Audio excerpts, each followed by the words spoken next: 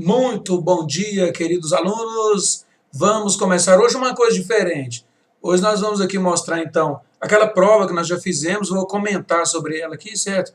Então, a gente vai comentar sobre essa prova aí, como é que ficaram os resultados. Estou colocando aqui, né, um cronômetro aqui, porque senão eu acabo falando até 11h30. Então, é o seguinte, a primeira questão, né, eu vou falar sobre as alternativas, o que está certo, o que está errado. Então, a primeira questão aí é uma questão do Enem, né? Vale a ocupação militar russa na Crimeia e os preparativos para uma possível anexação da província do sul da Ucrânia reavivaram temores, cálculos e reflexos enferrujados desde a queda do Muro de Berlim em 1989. Lembra lá, 89, queda do Muro de Berlim, reunificação da Alemanha, então, sobre isso que estamos falando. Depois, o impasse já está despertando perguntas difíceis sobre o equilíbrio e sanções, diplomacia, estabelecendo testes de fidelidade aliados e aumentando o risco de contágio por outros conflitos de possíveis guerras por procuração. Quando fala guerras por procuração, né, nós estamos falando o seguinte, é que esses países aí que estão envolvidos podem começar a receber apoios de diversos países diferentes e acabar, no final das contas, surgindo um conflito maior. Tá? Então, nós temos o seguinte,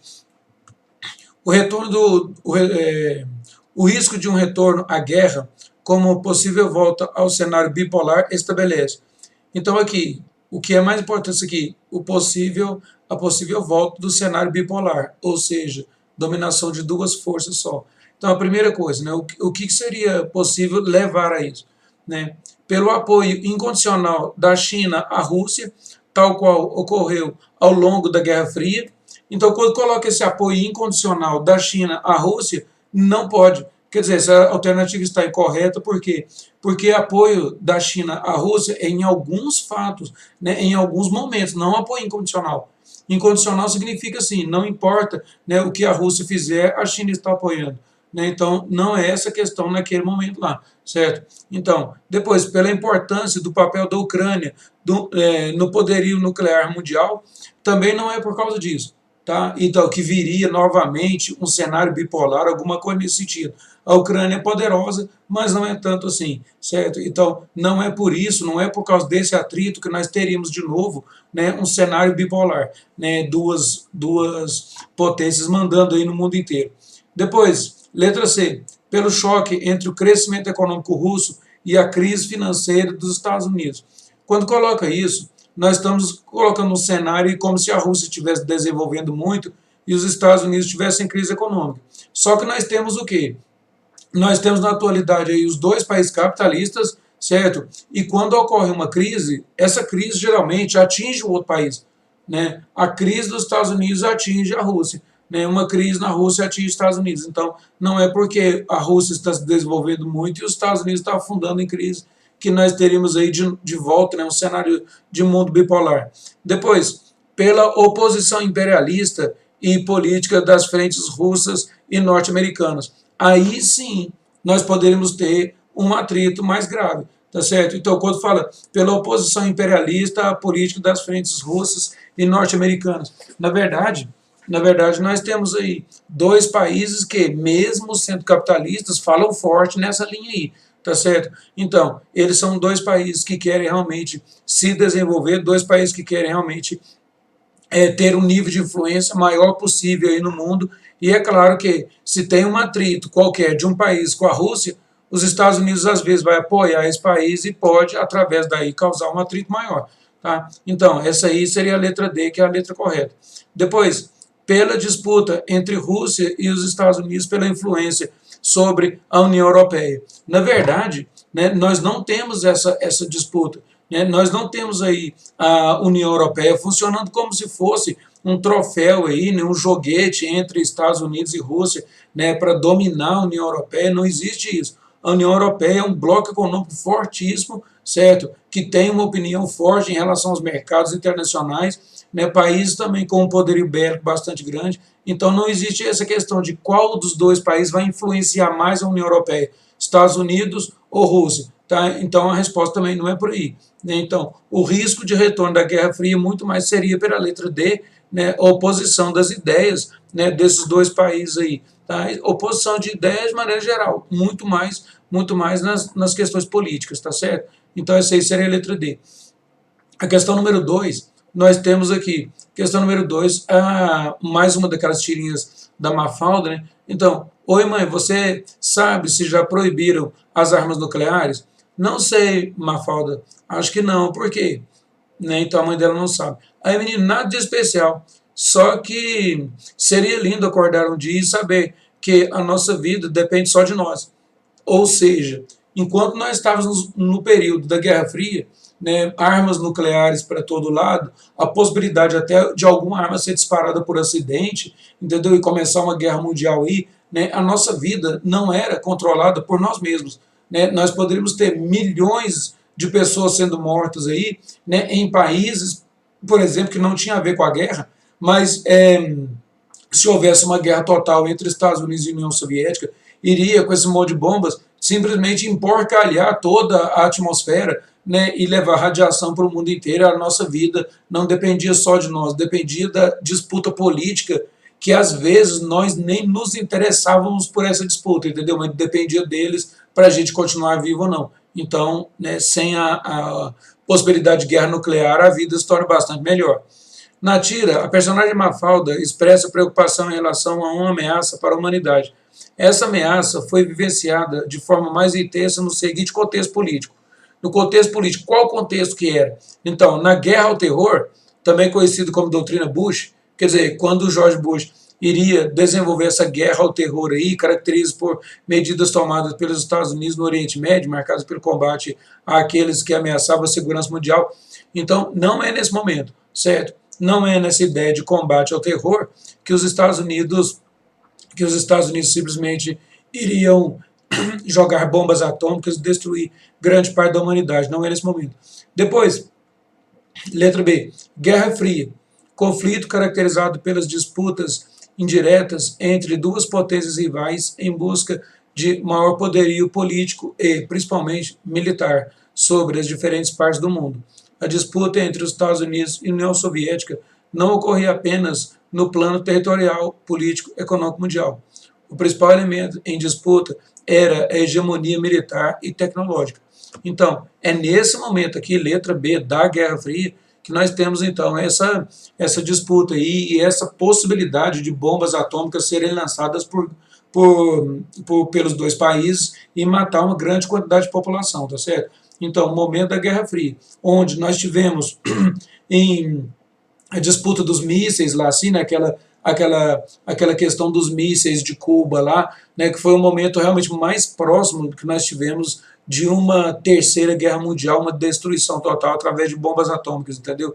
Né, o pessoal da União Soviética queria colocar mísseis atômicos em Cuba, né, apontado para os Estados Unidos, evidentemente, e os Estados Unidos não deixaram, cercaram Cuba com seus navios e ficou aquele impasse. Posso ou não posso colocar os mísseis lá, tá certo? Os navios em águas internacionais, e agora? Né, então a Rússia resolveu por bem recuar e foi isso que salvou o mundo, tá certo? Depois, letra C, nazifascismo. Né, a ideologia do nazifascismo, né, ela é anterior e é uma ideologia que existiu durante, né, a Segunda Guerra Mundial e anterior à Segunda Guerra Mundial. Então, nesse momento aí, né, não existiu o perigo de bombas atômicas e tudo, porque as bombas estavam sendo desenvolvidas. Eles ainda estavam inventando as bombas atômicas durante a Segunda Guerra Mundial. Né, o projeto Manhattan, onde eles fazem testes de bomba atômica nos Estados Unidos, a primeira que explodiu foi lá, né, chamada Álamo Gordo, a região lá, e eles explodiram a bomba atômica como teste, e mais tarde que eles explodem as bombas no Japão, tá certo? Então, o perigo, né, de guerras nucleares na época do surgimento, desenvolvimento do nazifascismo, né, então isso aí não se pode afirmar. Então, não é essa a questão verdadeira, é a questão certa. Depois, a paz armada. Esse período de paz armada aqui, momento em que as principais potências europeias viviam uma corrida armamentista, sem, supostamente, a intenção de dar início a um conflito. Portanto, um período de paz, mas em que todos estavam armados até os dentes. Então essa aqui é uma alternativa que alguns alunos responderam, certo? Mas o que acontece? Essa alternativa aqui é interessante porque no primeiro momento ela parece correta, certo? Mas quando nós tínhamos União Soviética de um lado e Estados Unidos do outro, com esse monte de bombas atômicas ameaçando um ao outro ali e tal, né? Então ameaçando o surgimento de uma terceira guerra mundial, alguma coisa parecida, nós temos potências que eram os Estados Unidos e a União Soviética. Então nós temos o quê? Uma potência que é americana. E aqui na resposta está dizendo uma paz armada, no momento que as principais potências europeias, né? Então aqui ele está excluindo os Estados Unidos, né? Excluindo os Estados Unidos, então essa alternativa fica errada, né? Alguns alunos leram, responderam isso aqui, mas quando se fala as principais potências europeias, né, na verdade era bipolar, você só pode citar União Soviética e Estados Unidos, naquele momento ali, certo? Essa aí que eram umas potências que disputavam o poder, daí chamar de bipolar, né? E aí você fala, na alternativa, principais potências europeias, então essa aí está errada. Né? Então nessa questão aqui, letra B, né, na questão número 2 aí da Mafalda. Questão número 3, o processo de globalização tem, na atualidade, provocado grandes mudanças, tanto nas esferas econômica, financeira e política, quanto na vida social e cultural dos povos e das nações, em escala mundial. A esse respeito, é possível afirmar de modo correto que, né, então, esse processo de globalização, de modo correto, letra A maioria das instituições financeiras globais tem sua sede localizada em países subdesenvolvidos.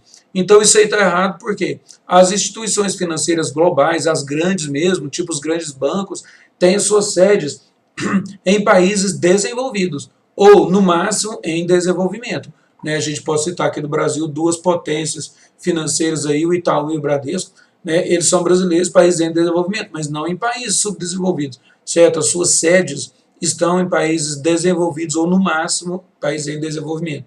Depois, letra B, o avanço das telecomunicações e da informática e o uso da internet são fundamentais para os fluxos financeiros mundiais. Então, isso aí está correto. Né? O avanço das telecomunicações e da informática é, né, fundamental para esses fluxos, né, atingirem, né, todos ou quase todos os países. Né? Então, quando fala fluxos, aí são fluxos de informações, certo? Fluxos de comunicação importantes para desenvolver a globalização. Quer dizer, nós podemos, através do transporte, atingir várias áreas do mundo inteiro, mas através também desses fluxos aí, quando fala de telecomunicações, nós também fazemos a comunicação fácil com o mundo inteiro. Tá? Então, telecomunicações e informática, né, através da internet. Essa alternativa é a verdadeira, é correto afirmar.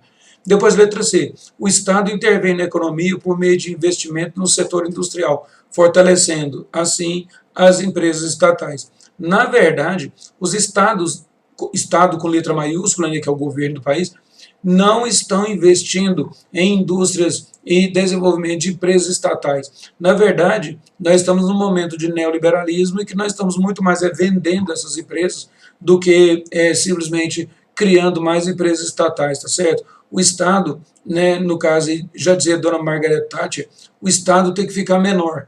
Né? O Estado ele tem que... para de rir aí que eu falei estádio.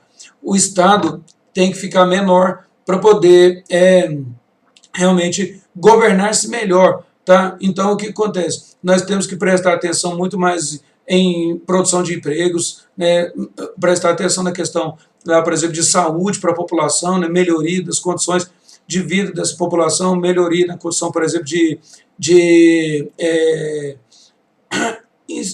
ensino, desenvolvimento de educação, entendeu? Saneamento básico, é isso que o Estado precisa prestar atenção. Né, e não ser dono de um monte de empresas que às vezes não tem muito a ver com o Estado. Né?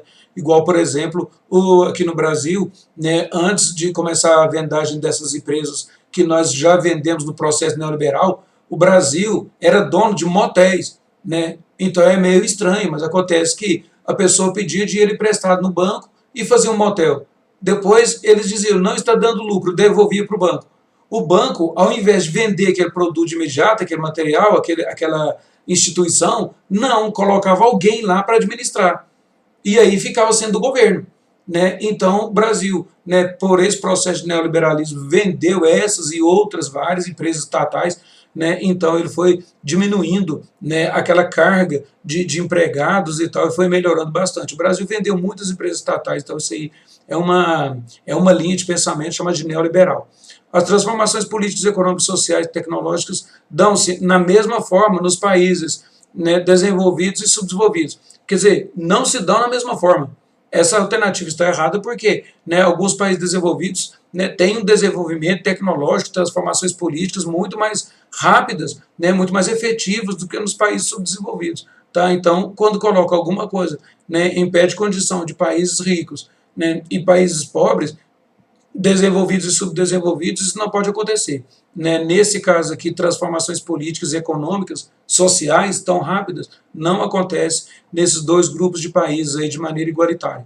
Depois, os blocos econômicos regionais são constituídos com um único objetivo de formação de aliança, babá, e quando falo único objetivo, né, blocos econômicos construídos com um único objetivo, o único, essa palavra único, restringe demais, né, não deixa exceções. Então, quando vocês forem fazer outras provas, né, pode ser de geografia, de história, né, várias outras matérias, se tem uma alternativa que tem um item que restringe totalmente, não deixa nenhuma exceção, então provavelmente essa alternativa está errada. Não todas, mas provavelmente está errada. Então, blocos econômicos construídos com um único objetivo, né, de formação de alianças e defender a autonomia política dos países. Né? Não, um único objetivo, não. Os blocos econômicos são formados muito mais com o objetivo de desenvolver comércio. Entendeu? Então, aqui fala autonomia política e tal. Essa alternativa, então, ela está incorreta. O certo da letra da número 3, certo, seria a letra B. O avanço das telecomunicações, da informática e o uso da internet são fundamentais para os fluxos financeiros mundiais. Depois, essa questão aqui, né, considerando as relações de afetividade e identidade, quando nós colocamos isso numa questão, né, nós já comentamos isso algumas vezes e tal, colocamos afetividade e identidade, certo? Então você gosta ou não gosta de algum lugar, questão de afeto, né? Gosta ou não gosta de um determinado local, né? Então o que nós temos? Nós temos o conceito de lugar, letra A, lugar. Por quê? Quando a gente fala em região, nós estamos falando numa determinada área que tem uma característica, que é uma característica daquela área e ao redor não tem isso, então você separa aquela área por causa daquela característica. Isso é uma região.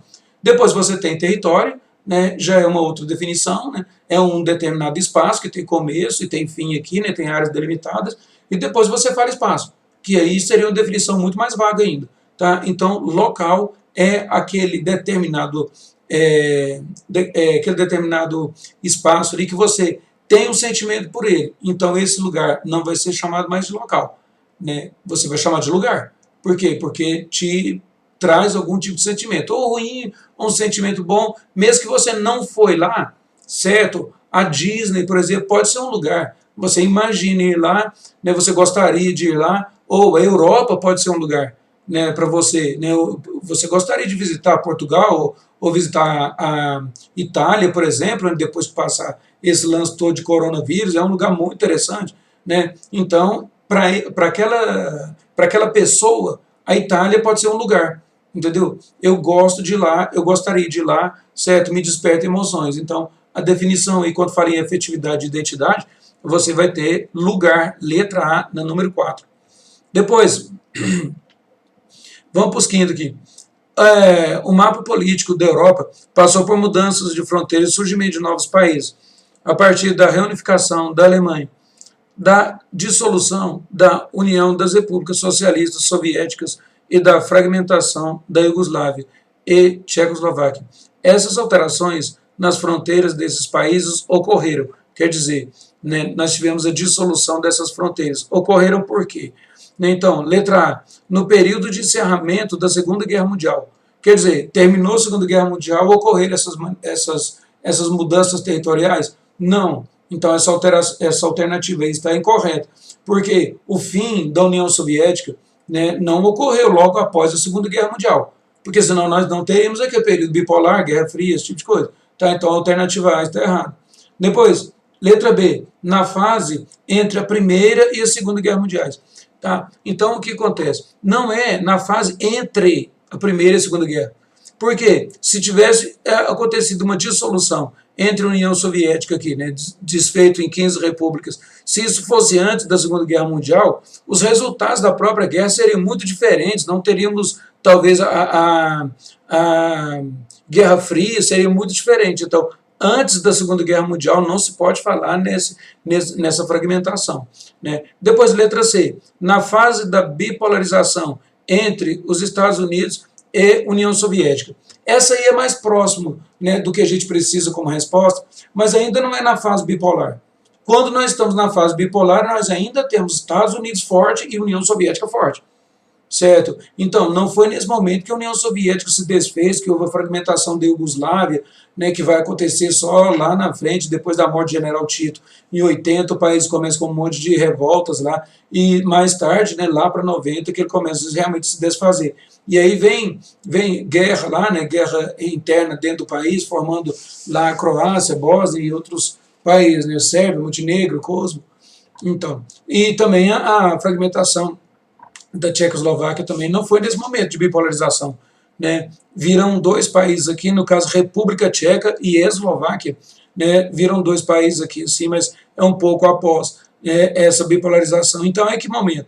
Letra D, no período de encerramento da Guerra Fria. Aí sim, termina a Guerra Fria, Estados Unidos, né, capitalista, né, vão se dizer como vitoriosos aí, tá? Deixando claro que, na verdade, quem venceu foi o capitalismo, né? Não foi exatamente Estados Unidos, né? Muitas vezes a gente fala isso e vira uma polêmica danada, mas muito mais forte é o capitalismo, de forma geral, e no mundo inteiro, do que os Estados Unidos, certo? Então, e aí o que acontece? A União Soviética socialista passa a ser capitalista, mas ela vai se desmantelar em vários países, né, em 15 repúblicas, né, a Iugoslávia se desfaz, a Tchecoslováquia, assim por diante. Tá? Então, o momento da dissolução desses países aí vem na letra D, período de encerramento da Guerra Fria. Letra D, então, na número 5. Depois, número 6.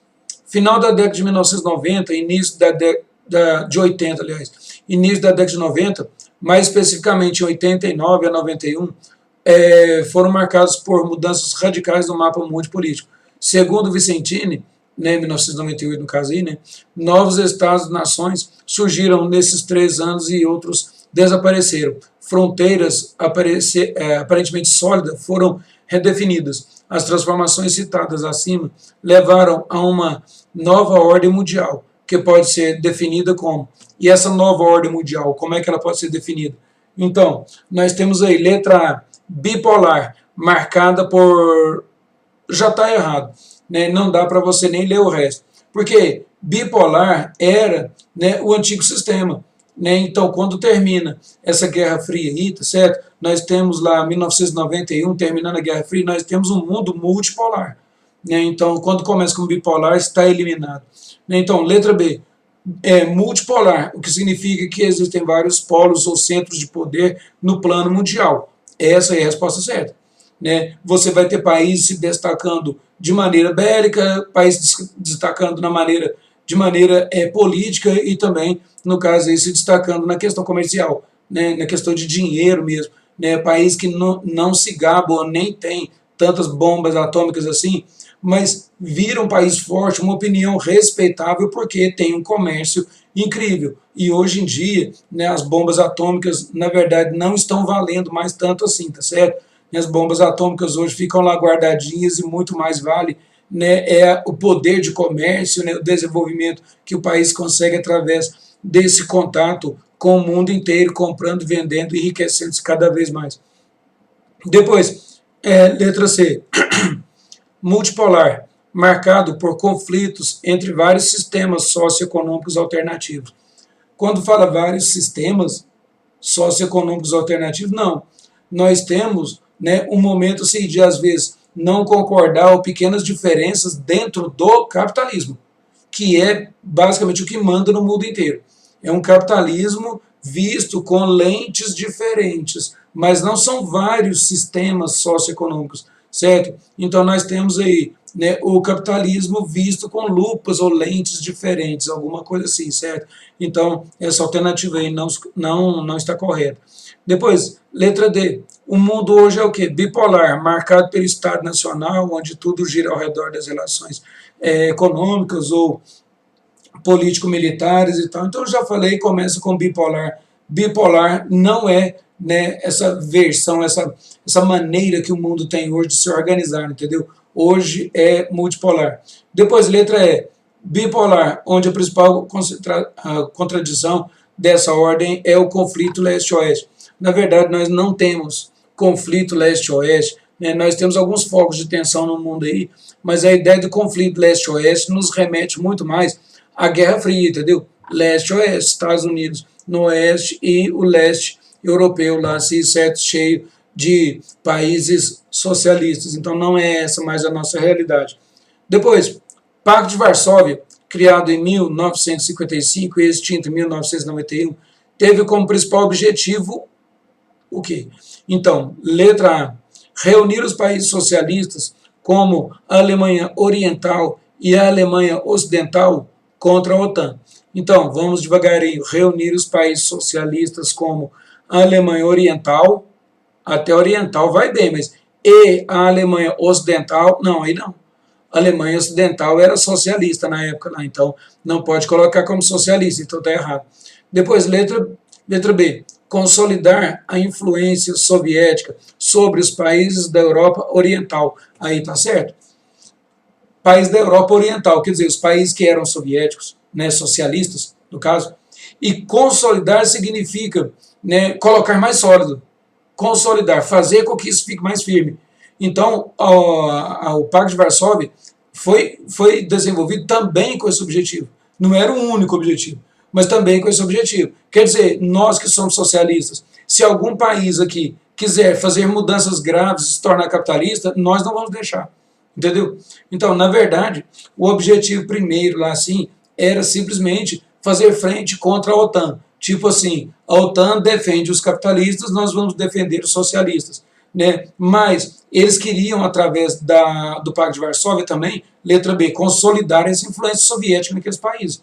Né? Então, vocês não podem mudar de sistema econômico e sistema político. Né? Então, a letra B ela é correta por causa disso. Consolida a influência soviética sobre os países da Europa Oriental. Depois, letra C, conter a influência soviética sobre os países da Europa Oriental. Conter a influência seria não deixar que ela influenciasse lá. Né? Então, eles não iam criar o Pacto de Varsóvia para fazer alguma força contra eles mesmos, tá certo? Então, essa alternativa está completamente errada. Depois, letra D, consolidar a influência socialista na Europa. Letra D, consolidar a influência socialista na Europa Ocidental. Não tinha jeito de consolidar, porque a Europa Ocidental era capitalista. Entendeu? Então, consolidar quer dizer reforçar. Não, a Europa Ocidental era capitalista, e é até hoje. Certo? Beleza. Então, letra E, consolidar a influência capitalista na Europa Oriental. Né? São alternativas parecidas, mas consolidar a influência capitalista na Europa Oriental também não dá. Por quê? Porque a Europa Oriental era onde estavam os países socialistas. Né? Então, lá era socialista. Então, essa letra D e a letra E, elas foram colocadas aí para confundir mesmo. Tá? Lembrando que essa questão não foi eu que fiz, isso aí foi feito para confundir. Alguns alunos até se confundiram mesmo, mas ainda é teste, né? Vale para você prestar mais atenção na próxima. Depois, questão do Enem. Apesar do acúmulo de riqueza durante o século XX, o problema da pobreza e da fome no mundo continua atingindo milhões de pessoas. Especialmente no período pós-guerra, né, pós-Segunda Guerra Mundial, ao invés de se atenuarem as condições econômicas entre os países, elas ficaram mais acentuadas, dividindo-os entre ricos do norte e pobres do sul. Acerca desse processo, assinale a alternativa correta. Então, aqui está falando, né, nós temos aqui o período pós-guerra, a diferença entre os países ricos e os países pobres vai aumentar. Né? Então, a gente vai ver aqui. Primeira coisa, o Plano Marshall, realizado pelos Estados Unidos da América para ajudar a Europa Ocidental do pós-guerra, tinha por meta principal torná-la novamente, uma potência econômica mundial, auxiliando o governo norte-americano na administração dos países subdesenvolvidos. Né? Então, na verdade, o Plano Marshall não tinha esse objetivo. Tipo assim, eu vou fazer os europeus crescerem e voltarem a ficar fortes para eles me ajudarem a dominar, perdão, Maguinho, para eles me ajudarem a dominar o mercado ou dominar os países subdesenvolvidos. Tipo assim, Estados Unidos vai mandar na América Central e na América do Sul. Preciso da ajuda dos europeus. Nada disso, os americanos não iriam fazer isso de jeito nenhum. O Plano Marshall não foi feito para isso. Depois, letra B. O investimento global no setor militar, no período pós-guerra, continuou alto, contrapondo-se ao pequeno orçamento dos países ricos destinado a erradicar a pobreza no mundo. Né? A pobreza, a fome, todos os problemas do mundo. Essa aí está correta. Né? Então, depois da Segunda Guerra Mundial, os Estados Unidos continuaram colocando muito dinheiro, né, no desenvolvimento de armas, né, e pouco dinheiro nessa questão de desenvolver novos métodos de agricultura, alguma coisa assim que pudesse ajudar, né, os países pobres, as classes mais pobres, alguma coisa nesse sentido. Investimento disso aí é pouquíssimo, e o investimento, né, bélico, o investimento em desenvolvimento de armas é completamente gigantesco. E hoje, no mundo multipolar, ainda se desenvolvem muitas armas, tá certo? Então, letra C. A Guerra Fria foi criada no período pós-guerra com o intuito de esfriar a situação revolucionária e a intensidade social e a instabilidade social que se irradia pelos países do terceiro mundo. Né? Então, irradiava pelos países do terceiro mundo uma ideia revolucionária tão grande assim, né, para começar aí o que se chama de Guerra Fria, alguma coisa nesse sentido? Claro que não. Tá? Então, a Guerra Fria foi criada, né, entre Estados Unidos e União Soviética para simplesmente expandir suas áreas de influência, entendeu? Então, não tem a ver com ações revolucionárias dos pobres espalhados pelo mundo inteiro, então essa alternativa também está incorreta. Até agora, a B é que é a alternativa correta, mas nós estamos estudando, olhando aqui todas as alternativas. Depois, letra D. A Organização Internacional do Trabalho, né, surgiu no período pós-guerra para ajudar a erradicar o desemprego, combater a pobreza em países africanos, latino-americanos, asiáticos e tal. Na verdade, a Organização Internacional do Trabalho, né, ela presta atenção, né, ou ela desenvolve um estudo aí sobre essa questão de quais os países que são especialistas em fazer qual tipo de produto, certo? Como é que são as leis trabalhistas nesses países? Mas aqui, na alternativa D, coloca assim, para erradicar o desemprego, né, e combater a pobreza em países pobres, países africanos, esse tipo de coisa. Né? Então, ela não nasceu com essa ideia, né, com essa ideia de ajuda social, né, não nesse nível. Pode acontecer que os seus trabalhos desenvolvam nesse rumo, certo? Mas não com esse objetivo específico, entendeu? Aqui, criado no pós-guerra, depois erradicar a pobreza e tal, né? Então, não são esses exatamente os objetivos aí da Organização Mundial do Trabalho, tá certo? Então, alternativa B, que é a alternativa correta. Depois, nós temos aí, questão número 9, observe as figuras. Então, essa figura aqui, nós temos várias bombas atômicas, né, de um lado e de outro, e nas duas placas, não usar, porque o inimigo pode retalhar. Ou seja, se o país aí que é a direita ou o país da esquerda, não importa qual dos dois, jogarem bombas atômicas uns dos outros, enquanto esses mísseis estiverem voando, né, eles vão com certeza saber disso e o país vai retaliar, quer dizer, vai mandar contra eles um monte também de outras bombas atômicas, tá certo? Então seria a destruição total dos dois países, né, no caso aqui muito mais representando a União Soviética e Estados Unidos. Né, então, e daí eles têm que usar em qualquer tipo de conflito, né, armas não nucleares, e aí o autor, é claro, que é para deixar bem claro isso, né, ele exagerou e colocou o pessoal jogando flechas, né, mas isso aí foi uma realidade, né, é claro que a charge é uma brincadeira, mas foi uma realidade entre Estados Unidos e União Soviética. Se eles começassem a combater entre eles com bombas atômicas, né, os dois países seriam destruídos. Assinale a alternativa que está diretamente relacionada ao contexto da charge. Letra A, guerra ao terror do eixo do mal. Eixo do mal, né, o 11 de setembro, também não. Depois, África, né, problemas com a África lá, né, os atritos entre Ruanda, Burundi né? Então, os problemas que aconteceram lá na época, né, do fim do neocolonialismo, né? Então, não é questão também de bombas atômicas, né, os africanos jogando uns nos outros, alguma coisa nesse sentido. Conflitos étnicos também não, né? Conflitos étnicos nunca chegaram a provocar, né, o lançamento de bombas atômicas, alguma coisa nesse sentido. Depois, Guerra Fria, equilíbrio do poder, né, o equilíbrio do terror aqui de armas e tal, bipolaridade.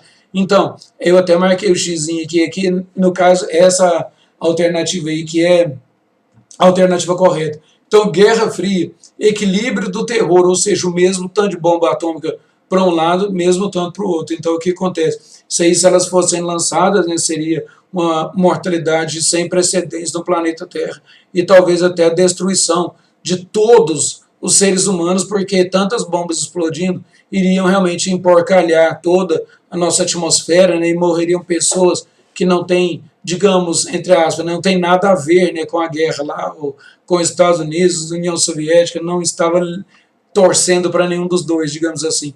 Depois, letra D, o conflito Norte-Sul, né, quando fala conflito Norte-Sul aqui, é aquele Norte-Sul separado aí, né, separando ricos e pobres, alguma coisa nesse sentido. O autor colocou conflito Norte-Sul aqui, assim, né, como se fosse motivos para usar esse monte de bombas atômicas, e isso aí não é verdade. Ou, motivado pelo G20, né, o grupo dos 20 mais ricos aqui também, né, não existe essa possibilidade, né, dos mais ricos aqui ficarem jogando bombas entre eles, né, não enquanto G20. Depois, países emergentes.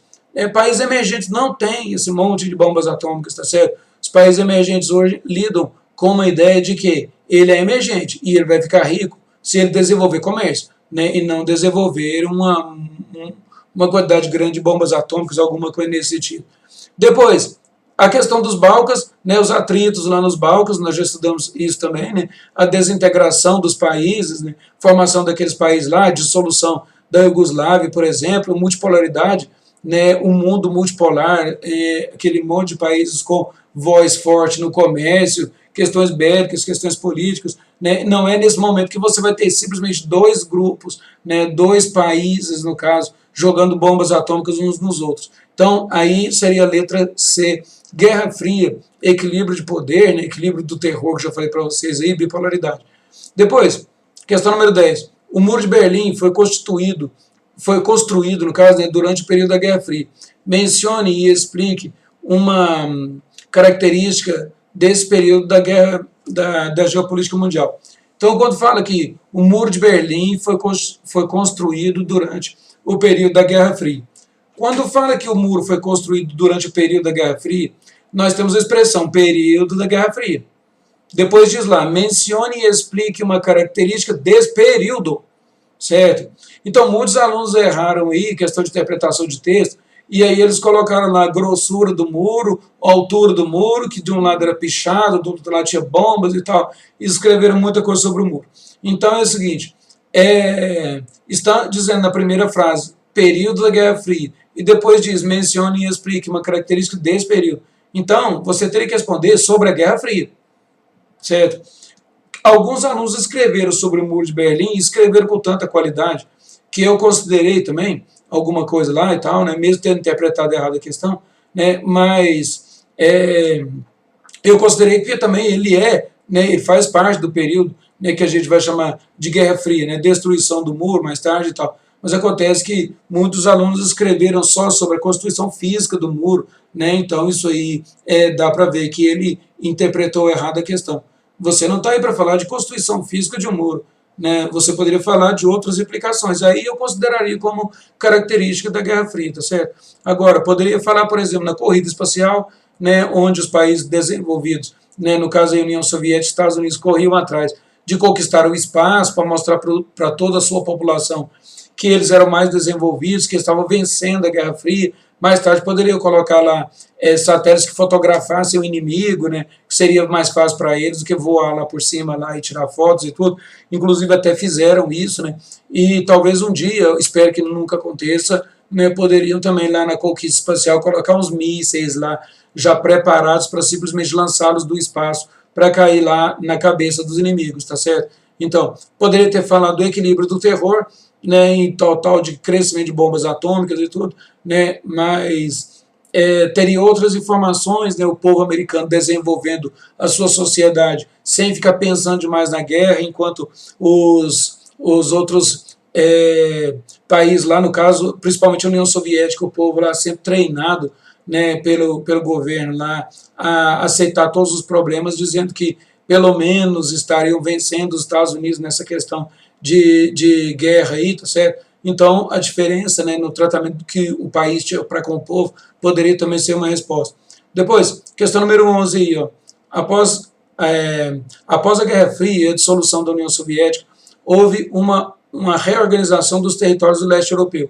Essa reorganização aí, nessa fragmentação de território, você poderia ter colocado o desmembramento da União Soviética em 15 repúblicas, né, a separação da Tchecoslováquia em duas partes, também, certo? Poderia colocar também a fragmentação da Iugoslávia, né, que aconteceu também, a Iugoslávia se fragmentou em vários países, então, uma reorganização territorial que se sucedeu, né, depois aí da Guerra Fria. Tá? Se a gente olhar os mapas antigos e olhar os mapas de hoje, você vai ver um número muito maior de países hoje, países pequenos, mas independentes, um número muito maior de países, certo? Depois, questão número 12. Explique o que significa a expressão nova ordem mundial. Né? Então, quando fala em nova ordem mundial, é a nova organização do mundo. Né? O mundo foi rearranjado para estar do jeito que ele está hoje. Né? Então, essa nova ordem mundial, e nós temos o quê? Né? O capitalismo sendo um sistema que está presente quase no mundo inteiro, né? Umas poucas áreas hoje, né? Nós podemos dizer que ainda são socialistas. Mesmo assim, muito mais, ao invés de socialismo, você vai dizer que é meio uma ditadura, né, um socialismo capenga, né, um socialismo que não funciona. Nós podemos dizer de socialista aí, talvez o interior da China, certo? Basicamente isso aí, certo? A Cuba, que o pessoal ainda se diz socialista, mas lá em Cuba nós temos lá pessoas que estão enriquecendo, pessoas que estão empobrecendo mais ainda, certo? Nós temos lá a possibilidade de você comprar terras, né, comprar terras particular, né, você vai ser dono de terras, né, você pode fazer investimentos em Havana, por exemplo, então não é mais socialista, entendeu? Então aí nós temos uma nova ordem mundial onde predomina, né, grandemente o capitalismo, certo? Alguns países se destacando na questão bélica, a gente pode citar a Coreia do Norte, destacando-se no comércio, né, e no desenvolvimento social, por exemplo, nós podemos colocar aí a Coreia do Sul, né, a Coreia do Sul, no caso, aí, com o capitalismo bem à mostra, aí, né, quer dizer que praticamente duas empresas carregam, entre aspas, carregam o país, que é a Hyundai e a Samsung, certo? Então, o que acontece? Nós temos uma nova ordem, onde a União Soviética se desfez, mas a Rússia ainda fala grosso lá contra os Estados Unidos, às vezes, a China também, né, mostra ali a sua ideia, a sua vontade, né, são países capitalistas, mas eles querem o seu espaço no mercado, entendeu? Hoje em dia, por exemplo, nós temos países emergentes igual o BRICS, né, que juntando lá o PIB desses países aí, né, você tem um valor bastante grande mesmo, quer dizer, um grupo de países que há que se respeitar, né, pela sua capacidade de comércio, pelo seu total de mercado consumidor. Então, né, nós temos um mundo aí onde nós não temos exatamente o domínio e o comando de um país, né? Nós temos muito mais o comando de um capitalismo forte, entendeu? Alguns países interpretando o capitalismo um pouco mais social, certo? A gente tem aí, por exemplo, o Japão e a Alemanha, né? E o capitalismo selvagem predominando no resto do mundo aí, aquele capitalismo que algumas pessoas ficam bilionárias e os outros, às vezes, sofrem as mazelas aí, ficam pobres, passam fome, esse tipo de coisa, mas é o capitalismo. Basicamente você desenvolve, basicamente você faz sucesso aí pela sua capacidade, né, pela sua capacidade de transformar ali o seu ambiente, pela sua capacidade de inovar, entendeu? Então, essas aí são as questões que a gente fez lá na prova. Espero que essa correção aqui tenha elucidado alguma dúvida que você pudesse estar com ela aí na cabeça, mas depois eu devolvo, a gente pode comentar mais uma vez uma outra dúvida aí, certo? Agora, o bom de comentar uma prova desse tamanho é que nós não temos exercício nesse horário, certo? Não teremos exercício nesse horário. Bom final de semana para todos, espero vocês na terça-feira. que não é essa próxima que é feriado, na outra ainda, tá certo? Muito obrigado, até mais a todos. Fiquem com Deus. Parar a gravação.